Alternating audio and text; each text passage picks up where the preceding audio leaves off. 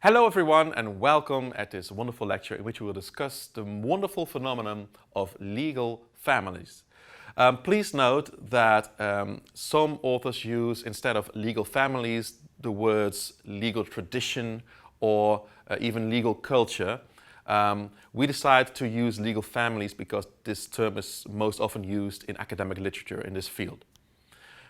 We can subgroup the entire world in different types of legal families. And this says a great deal about how law is understood within these legal families. Please note that a legal family in this case mostly means a country or a particular part of a country. The first legal family is the common law systems. In a common law system, the highest source of law is case law. That means that the judges have a very fundamental role to play in shaping, creating, and understanding the law to apply it in a particular context.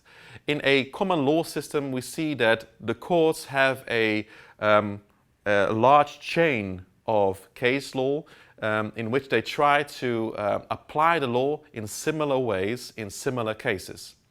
Once this is done for a very long time, and there is a certain authority in this chain of case law because it's approved by the highest courts in the particular systems, we call this a stare decisis, which means basically that due to this authoritative case law, other courts are bound to this, and they should not just like that deviate from this established case law.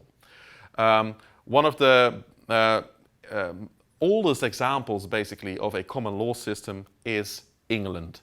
And I even dare say that in England it all started because the common law tradition as such is exported from England to virtually all the countries the British colonized in the past. A second legal family would be the civil law systems. In a civil law system, the most important legal source is codified standards. So written law. Law should be codified first before it's actually legislation. Of course, in such countries we also have courts and tribunals. However, these courts, they have the primary function of understanding, giving a particular interpretation to the codified standards, further nuancing it, but they do not necessarily create their own new standards, which is pretty much unlike the common law families. Most countries in the mainland of Europe are labeled as a civil law system, and the oldest example of that probably is France. With their Code Civil, they've exported the idea of civil law family throughout the entire world. A third kind of declining legal family would be the socialist law systems. In the past, some real important big countries were socialist, had a socialist law system, for instance China or Russia. However, the hardcore socialist law systems are disappearing slowly in this world, but they still exist, and therefore they are still discussed and treated as a distinct legal family. In a socialist law system, the administration is the highest legal authority and predominantly decides how the law should be created and what it should do. In a hardcore socialist law system, there is not even a need for a private law. So it is the administration, the government, that basically rules and sets the rules. A good example of that currently would be Cuba. A fourth legal system would be a religious law system. In a religious law system, the highest legal source is religious writings and teachings. So, for instance, the Holy Bible or the Holy Quran. A good example of such a country would be Saudi Arabia, in which the Holy Quran is labeled as the highest legal source that could possibly exist. Sharia law as such is one of the highest sources of law and is used in the entire legal system. A fifth legal family would be the traditional law systems. In a traditional law system, the non-written legal sources are considered to be the most important source of law. We also call that customary law. Well, at this moment in time, we cannot say that one particular country is a fully traditional law system.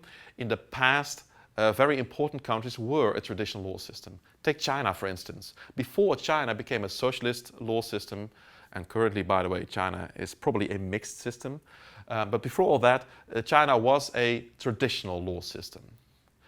At this moment in time, we only have particular regions within countries who could be labeled as a traditional law system.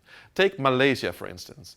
In Malaysia, we have the native people from Malaysia who are using traditional law to govern their own affairs. And in the Malaysian constitution, this is also recognized. So the original inhabitants of Malaysia, the natives, if you like, they make use of their own unwritten standards, and they are applied mostly by chiefs of tribes who also have the authority to administer justice based on customary law. And this, again, is explicitly recognized in the Malaysian constitution.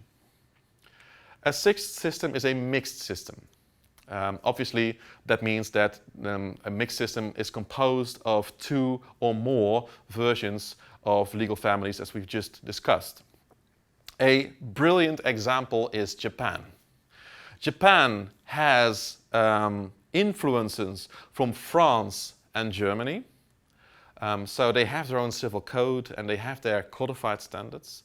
However, since they've done a lot of business with the United States of America, they also have a bite of common law features in their own system. And they also have a certain path with China. And as I just said, before China became socialist, they were a traditional law system. And the traditional idea of law is also exported from China to Japan. So Japan could be considered as a wonderful mixture of civil law, common law, and traditional law systems. The funny fact about this, however, is that Japan also exported its own legislative system to, again, China and South Korea. So the mixed system of Japan had a very big impact on the current legal system of China and South Korea. So there is a mutual influence we see here. Wonderful.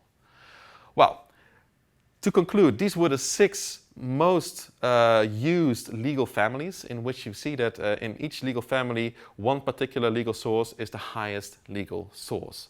Thank you very much for watching, and good luck with studying comparative law.